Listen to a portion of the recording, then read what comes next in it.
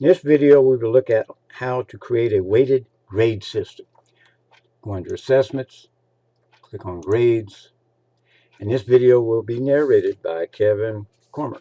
We can go in under what's called the grade setup wizard. So by default, the grading system that's selected for your course is the point system. So let's have a look at the grading systems or options that are available for you.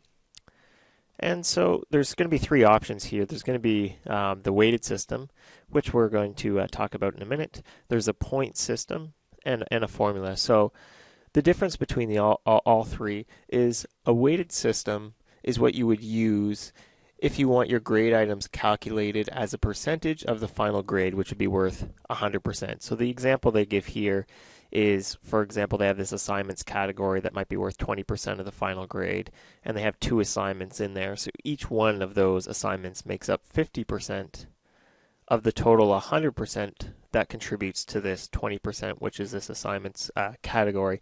And then you've got your final exam, which is worth 80%. So the 80% plus this 20% equals 100. So the weighted system always has to equal 100%. Now the point system, what it does is it calculates the overall points for your course. So in this example, they have assignments category that's worth 40 points. So assignment 1 and assignment 2 each contributes equally 20 points to that overall 40 points. And then the final exam will be worth, for example, 200 points. So the final grade would be calculated out of 200 points. And so this is the default system. So you can have it as well if you wanted your point system to equal 100% and just put 100 and that would work as well. There's also a formula here where your final grade is determined by a custom defined formula that you would create, and the grade items are and categories use the point system. But in this demonstration, we're gonna select a weighted system, and then we'll just press the continue button, and it brings us here to step 2. So with the final grade, the calculated versus the adjusted final grade. With the calculated final grade, it doesn't let you change the student's final grade. So if you do have to make any adjustments, you actually have to adjust their assignment or their quiz grade for the final grade to be adjusted. Otherwise, the second option allows you to adjust that final grade. So that's the default, and we'll select that. And step 3 here, do you want to be able to drop ungraded items? So basically, if a student doesn't submit an assignment, if you have drop ungraded items selected, it will drop that item from their final grade calculation. All right, so to treat ungraded items as 0. In this instance, it says here that items that do not have a grade inputted or associated with them are going to be counted as 0 in the final grade.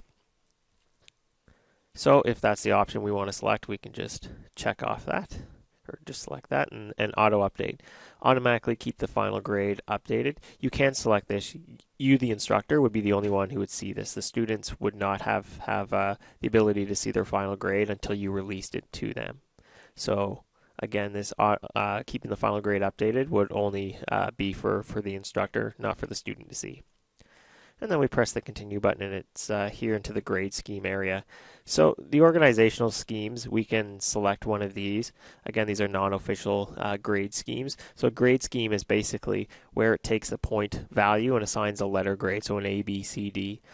There's a graduate and an undergrad UMB non-official one that you can select, or there's a course grade scheme here, and what I did is I created my own personal grade scheme. So I recommend before you go through the setup wizard, if you do want to create a grade scheme in your course, to possibly do that first. You can do it after, but it's a little easier if you go under the schemes area here, create your grade scheme first, and then go through the setup wizard, so you just basically set it as the default. And then once we select our grade scheme, we just press the continue button. And so this is the number of decimals if you want to use decimals in your course. So if you want, you can just put, for example, 1, you can put 0 if you don't want to use them. And so the student view display options. So this would be what the students would see when they go on to review their grade. So do you want them to see their points grade, their weighted grade, the grade scheme symbol, or the grade grade scheme color? So the difference between these is, so if, for example, you had an assignment 1, for example, was out of 50 points, but it was maybe only worth 25% of the final mark. Well, would you want your students to see that score at a 50, What do you want them to see? The weight, so the percentage. So it would basically Desire to Learn would automatically calculate a score out of 25.